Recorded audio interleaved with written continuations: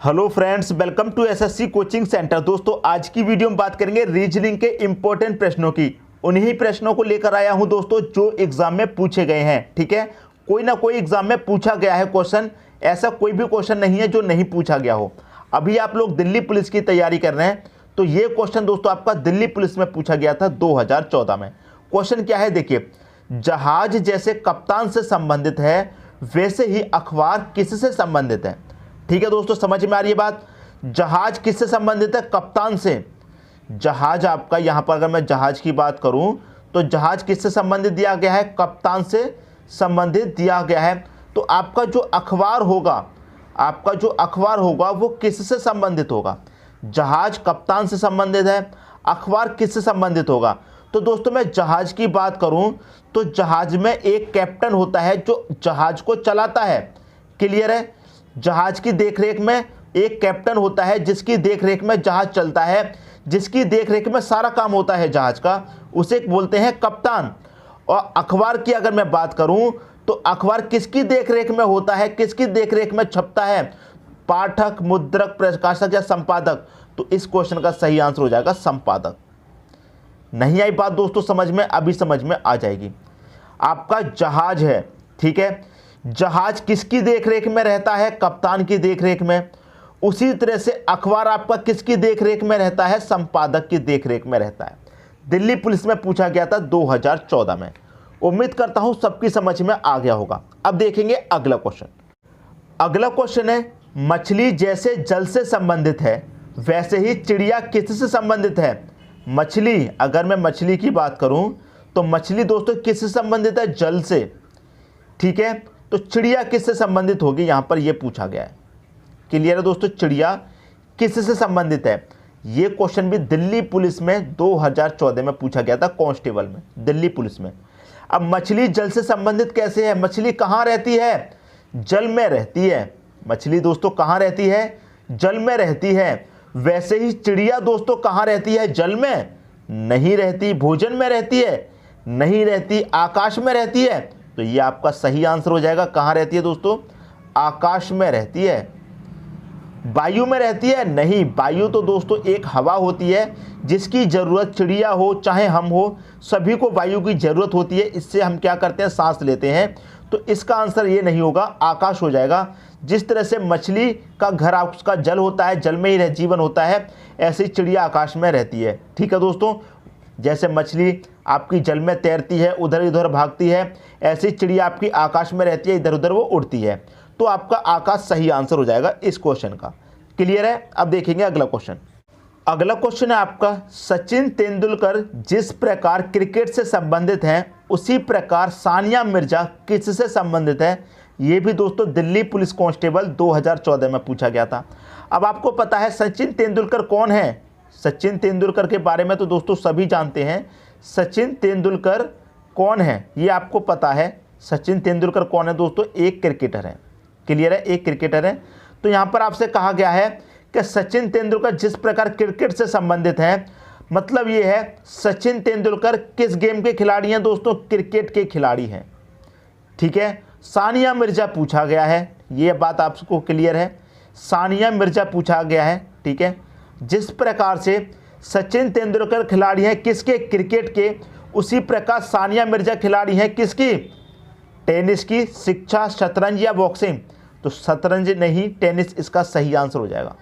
Clear दोस्तों, सानिया मिर्जा किस खेल की खिलाड़ी हैं? सानिया मिर्जा टेनिस की खिलाड़ी हैं। जिस प्रकार सचिन तेंदुलकर क्रिकेट खेलते हैं उसी प्रकार सानिया मिर्जा टेनिस खेलती हैं। तो इस क्वेश्चन का सही आंसर हो जाएगा दोस्तों टेनिस। क्लियर है? एक एक नंबर के क्वेश्चन है लेकिन क्वेश्चन बहुत इंपॉर्टेंट है दोस्तों ये। ठीक है, अब देखते हैं अगला क्वेश्चन। अगला क्वेश्चन है, जैसे किसी गाय के लिए बछड़ा है वैसे ही किसी बकरी के लिए है। देखिए दोस्तों क्या कह रहा है, जैसे किसी गाय के लिए क्या है? बछड़ा। ठीक है, उसी किसी बकरी के लिए क्या है ये पूछ रहा है। तो गाय के लिए कौन है? बछड़ा। कौन है? गाय का बच्चा होता है बछड़ा, मतलब गाय के बच्चे को बछड़ा कहते हैं। उसी प्रकार बकरी के बच्चे को क्या कहेंगे?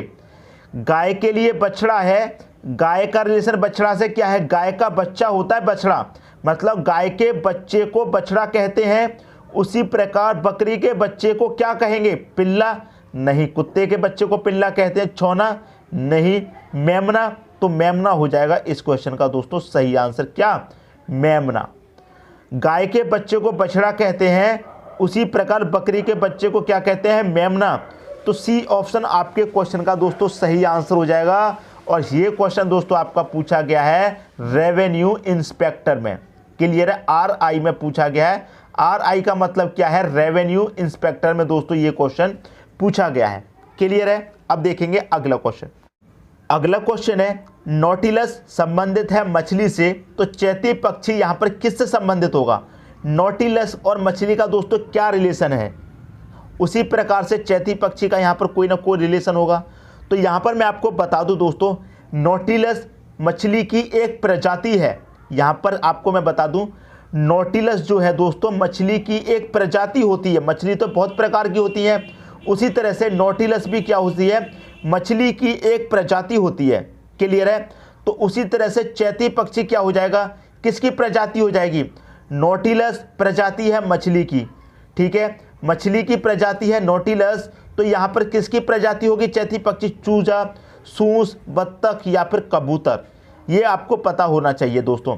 मछली की प्रजाति है नॉटिलस, तो यहां पर चैती पक्षी किसकी प्रजाति हो जाएगी, यहां पर हो जाएगी दोस्तों इसका जो सही आंसर वो है बत्तख। मैं आपको बता दूं बत्तख है इस क्वेश्चन का सही आंसर। और ये क्वेश्चन आपका दोस्तों SSC में पूछा गया था। क्लियर है, SSC में दोस्तों ये क्वेश्चन पूछा गया था। मछली की प्रजाति नॉटिलस है और बत्तख की जो प्रजाति है वो एक चैती पक्षी भी है। क्लियर है। उम्मीद करता हूं सबसे आसान तरीका मैं आपको बता रहा हूं याद करने का। इनकी आप प्रैक्टिस कीजिए, एक एक नंबर के क्वेश्चन है लेकिन बहुत इंपॉर्टेंट है दोस्तों। इनके बारे में आपको पता होना चाहिए। नॉटिलस किसकी प्रजाति है, मछली की। तो चैती पक्षी किसकी प्रजाति है, बत्तख की। तो बत्तख सी ऑप्शन आपके क्वेश्चन का दोस्तों सही आंसर हो गया। क्लियर है। अब देखेंगे अगला क्वेश्चन। अगला क्वेश्चन है आपका, ऊष्मा का रिलेशन है कैलोरी से, तो ध्वनि का रिलेशन यहां पर क्या है। इंपॉर्टेंट क्वेश्चन है दोस्तों, SSC CPO में पूछा गया था 2016 में। एक नंबर का क्वेश्चन है, बहुत इंपॉर्टेंट है। ऊष्मा का रिलेशन कैलोरी से दोस्तों किस प्रकार है। यहां पर देखिए ऊष्मा का रिलेशन आपका किससे दिया गया है, कैलोरी से। ठीक है, कैलोरी से दिया गया है। तो यहां पर ध्वनि का रिलेशन क्या बनेगा, ध्वनि का रिलेशन किससे बनेगा, वाट, रिएक्टर, जूल या फिर डेसिबल। आपको पता है ऊष्मा का मात्रक क्या होता है, कैलोरी। कौन, मात्रक की बात हुई है। अगर आपको पता है तो एक बार में कर देंगे। ऊष्मा का मात्रक कौन है, कैलोरी। उसी तरह से ध्वनि का मात्रक कौन है दोस्तों, डेसिबल। कौन है, डेसिबल। आ गया दोस्तों आपके क्वेश्चन का आंसर। क्लियर है। जब मात्रक की बात हो रही है तो यहां भी हम मात्रक की बात करेंगे। ध्वनि का मात्रक कौन है, ध्वनि का मात्रक है दोस्तों आपका डेसिबल। डी ऑप्शन हो गया आपके क्वेश्चन का सही आंसर। SSC CPO में पूछा गया था। अगर ये क्वेश्चन आपको नहीं आएगा तो एक नंबर आपका कट जाएगा। ठीक है, तो ऐसे नंबर आपको याद नहीं चाहिए। क्लियर है दोस्तों। अब देखेंगे अगला क्वेश्चन। अगला क्वेश्चन है ABCDE। ABCD का रिलेशन किससे है दोस्तों, FGHIJ का। ठीक है, यहां पर अगर मैं लिख दूं A B C D और E का रिलेशन दोस्तों किससे है, F G H I और J से है। ठीक है, तो इसका रिलेशन क्या बनेगा यहां पर, P Q R S T। P Q R S T का रिलेशन यहां पर किससे बनेगा। SSC स्टेनो 2014 का क्वेश्चन है। और आप कहेंगे सर SSC स्टेनो में इतना आसान क्वेश्चन पूछा गया था। बहुत आसान क्वेश्चन पूछा गया था SSC स्टेनो में। ये जरूरी नहीं है दोस्तों पेपर हर बार आपका हार्ड आएगा, कठिन आएगा, ये कोई जरूरी नहीं है। क्वेश्चन आसान भी आ जाता है, कभी कभी ऐसा क्वेश्चन आ जाता है जो आपने सोचा भी नहीं होगा कि SSC इतना आसान क्वेश्चन पूछ सकता है। अब इससे आसान क्वेश्चन आपको क्या मिलेगा, ABCDE। इसका रिलेशन क्या है, FGHIJ। मतलब यहां पर कोई भी गैप नहीं है दोस्तों, आप सीधा पढ़ते जाइए। ABCDEFGHIJ, कोई गैप है, कोई गैप नहीं है। ठीक है दोस्तों, ई के बाद क्या आता है आपका, F आता है। तो ई के बाद यहां बीच में रिलेशन दिया गया है, इसका रिलेशन इससे दिया गया, सीधा पढ़ते जाइए। क्लियर है। यहां 5 अक्षर है, यहां भी 5 अक्षर तक पढ़ते जाइए। तो यहां भी हम 5 अक्षर हैं, यहां भी 5 अक्षर तक पढ़ते जाएंगे। PQRST। ई के बाद दोस्तों F आता है, तो टी के बाद क्या आता है, U आता है, तो हम U से पढ़ेंगे। PQRSTUVWXY 1 2 3 4 5, 1 2 3 4 5, तो 5 तक ही पढ़ेंगे। जब यहाँ 5 तक है तो यहाँ भी 5 तक। अब आपका ये किस ऑप्शन में दे रखा है दोस्तों? UVWXY बी ऑप्शन में दे रखा है, तो बी ऑप्शन हो जाएगा आपके क्वेश्चन का दोस्तों सही आंसर। क्लियर है दोस्तों? उम्मीद करता हूं सबकी समझ में आ गया होगा। अब देखेंगे अगला क्वेश्चन। अगला क्वेश्चन है 17 है, 24 है, 153 है, यहां पर क्या आएगा? BSSC CGL 2014 का क्वेश्चन है। और क्वेश्चन दोस्तों ये बहुत इंपॉर्टेंट है। कैसे इंपॉर्टेंट है? देखिए 17 का रिलेशन आप बनाएंगे 24 से, तो कैसे बनेगा? अगर आप यहां पर 17 में कितना जोड़ देंगे कि 24 हो जाए? आपको पता है अगर आप 7 जोड़ देंगे तो 24 हो जाएगा। उसी प्रकार 153 में आप 7 जोड़ेंगे तो 160 होगा। 160 ऑप्शन में नहीं है। क्या रिलेशन बनेगा?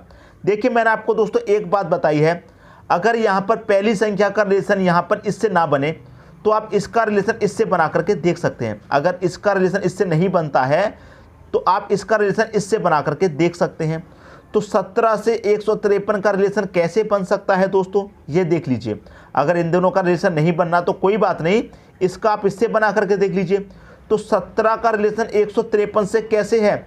अगर आप 17 का मल्टीप्लाई 9 से करेंगे तो 153 होता है। क्लियर है? 17 निम्मा 153 होता है। तो आपने 17 का मल्टीप्लाई 9 से किया, 153 मिला। ऐसे ही 24 का मल्टीप्लाई आप 9 से कर दीजिए तो ये वाली संख्या मिल जाएगी। क्लियर है? तो 24 का मल्टीप्लाई 9 से करेंगे कितना होता है दोस्तों? ये होता है आपका 216। क्लियर है? 216 होता है। बी ऑप्शन हो गया आपके क्वेश्चन का दोस्तों सही आंसर। तो 24 का मल्टीप्लाई 9 से करेंगे 216, यहां पर क्या आएगा? 216। उम्मीद करता हूं सबकी समझ में आ गया होगा। पहले तो ये क्वेश्चन आपको कठिन लगा होगा, लेकिन अब कठिन नहीं लगा होगा। जब 17 का रिलेशन 24 से नहीं बना तो फिर क्वेश्चन कठिन लगने लगता है, लेकिन नहीं बनना तो कोई बात नहीं। आप एक बार इस तरीके से भी क्वेश्चन को सोचिए, अगर इससे रिलेशन नहीं बन रहा तो इससे बना करके देखिए। ठीक है दोस्तों? अब देखेंगे अगला क्वेश्चन। अगला क्वेश्चन है भेड़, मटन, हिरन क्या आएगा? SSC CPO 2016 में पूछा है। भेड़ का रिलेशन मटन से है। ठीक है? किसका रिलेशन दोस्तों? भेड़ का रिलेशन आपका कहा गया है मटन से। तो आपको देखिए पता है कि भेड़ का जो मांस होता है उसको मटन कहा जाता है। भेड़ के मांस को क्या कहते हैं दोस्तों? मटन। उसी तरह से हिरन के मांस को क्या कहते हैं? ठीक है, ये तो आसान है, भेड़ के मांस को मटन कहते हैं, लेकिन क्या आपको पता है हिरन के मांस को क्या कहते हैं? ब्याप, पील, बेनीजन या फिर मीट। बहुत से लोगों को नहीं पता है तो वो मीट पर आंसर कर देते हैं, लेकिन ये गलत है। हिरन के मांस को क्या कहा जाता है? भेड़ के मांस को मटन, तो हिरन के मांस को क्या कहा जाता है? बेनीजन। सी ऑप्शन हो गया आपका सही आंसर। भेड़ के मांस को मटन, तो हिरन के मांस को कहा जाता है दोस्तों बेनीजन। याद रखिएगा, इंपॉर्टेंट क्वेश्चन है। हिरन के मांस को क्या कहा जाता है? बेनीजन है। CPU में पूछा गया है SSC 2016 में। क्लियर दोस्तों? क्वेश्चन अच्छा लगा? अब देखेंगे अगला क्वेश्चन। अगला क्वेश्चन है आपका रंग का रिलेशन लाल से है, तो भाषा का रिलेशन यहाँ पर किस से होगा? यहाँ पर मैं लिखूँ रंग का रिलेशन दोस्तों किस से है? लाल से है। ठीक है, तो यहाँ पर भाषा का रिलेशन दोस्तों किस से होगा? ये पूछा गया है। मैं आपको एक चीज़ बता दूँ, लाल क्या है दोस्तों? एक रंग होता है। तो रिलेशन कैसे है? ऐसे करके। लाल क्या होता है दोस्तों? एक रंग होता है। तो दूसरी संख्या का रिलेशन पहली से बन रहा है, ऐसे ही यहाँ पर दूसरी का रिलेशन दोस्तों पहली से बनेगा। क्लियर है? तो लाल क्या होता है? एक रंग होता है। उसी प्रकार से भाषा क्या होती है यहाँ से पता चल जाएगा। व्याकरण भाषा है? नहीं। अंग्रेजी यहाँ पर रख के देखें तो लाल एक रंग है। अगर मैं यहाँ पर अंग्रेजी रख के देखूँ, क्लियर है, अंग्रेजी रखूँगा तो अंग्रेजी एक भाषा है, और ये बात बिल्कुल सही है। तो आपका जो सही आंसर हो जाएगा वो हो जाएगा अंग्रेजी। व्याकरण एक भाषा है, ये गलत है। अंग्रेजी एक भाषा है, ये सही है। ठीक है, अंग्रेजी क्या होती है दोस्तों? एक भाषा होती है। लाल क्या होता है? एक रंग होता है। उसी प्रकार अंग्रेजी क्या होती है? एक भाषा होती है। तो ये आपका सही आंसर हो जाएगा क्या? अंग्रेजी। क्लियर है? उम्मीद करता हूँ क्वेश्चन आपको अच्छे तरीके से समझ में आ गया होगा। अब देखेंगे अगला क्वेश्चन। अगला क्वेश्चन है आपका मतली का रिलेशन उबकाई से है, तो जलना का रिलेशन यहाँ पर क्या होगा? देखिए यहाँ पर दोस्तों मैं बता दूँ, मतली का रिलेशन किससे है दोस्तों? उबकाई से है। क्लियर है? अब मतली का रिलेशन उबकाई से कैसे है? मतली उबकाई का क्या रिलेशन है? तो मतली का समानार्थी होता है दोस्तों आपका उबकाई, समानार्थी। क्लियर है। मतली का समानार्थी होता है उबकाही, उसी प्रकार से जलना का समानार्थी दोस्तों क्या है? जलना का समानार्थी होता है दोस्तों आपका ताजा, झुलसना, समझना, गीला। जलना का होता है दोस्तों झुलसना। ये हो जाएगा आपके क्वेश्चन का सही आंसर। क्लियर है। समानार्थी की बात हुई है तो इसका समानार्थी है, तो जलना का समानार्थी क्या है? झुलसना। बी ऑप्शन हो जाएगा दोस्तों सही। और एसएससी 2014 का क्वेश्चन है ये। अब देखेंगे अगला क्वेश्चन। अगला क्वेश्चन है दोस्तों, विषाणु का रिलेशन चेचक से है तो जीवाणु का रिलेशन क्या होगा? यहाँ पर देखिए आपसे क्या कहा गया है, जो विषाणु है उसका रिलेशन किससे दिया गया है? चेचक से। क्लियर है। तो जीवाणु का जो रिलेशन है वो क्या होगा? जीवाणु का रिलेशन किससे होगा? अब विषाणु का रिलेशन क्या है दोस्तों? चेचक से है। तो आपको एक चीज पता है कि चेचक एक बीमारी है जो किससे होती है? विषाणु के कारण होती है। चेचक दोस्तों एक बीमारी है जो कि विषाणु के कारण होती है। तो यहाँ पर कोई बीमारी होगी जो कि जीवाणु के कारण होगी। विषाणु से होती है चेचक की बीमारी, तो जीवाणु से होती है कौन सी बीमारी? छोटी माता, टाइफाइड, मलेरिया, फिर निद्रा रोग। तो विषाणु से होता है चेचक रोग और जीवाणु से कौन सा रोग होता है दोस्तों? मलेरिया। सी ऑप्शन हो गया आपके क्वेश्चन का सही आंसर, मलेरिया। क्लियर दोस्तों, समझ में आ गई बात? विषाणु से होता है चेचक रोग तो जीवाणु से होता है मलेरिया रोग। उम्मीद करता हूं क्वेश्चन सभी की समझ में आ गया होगा। एसएससी 2013 का ये क्वेश्चन है दोस्तों। आज की वीडियो में जितने भी क्वेश्चन कराए हैं सभी एग्जाम में पूछे गए हैं। उम्मीद करता हूं क्वेश्चन आपको सभी अच्छे लगे होंगे। दोस्तों यदि वीडियो पसंद आया तो लाइक करें और दोस्तों में भी शेयर करें। यदि आपने हमारे चैनल को अभी तक सब्सक्राइब नहीं किया है तो कर लीजिए और बेल आइकन का बटन भी दबा दीजिए दोस्तों। धन्यवाद।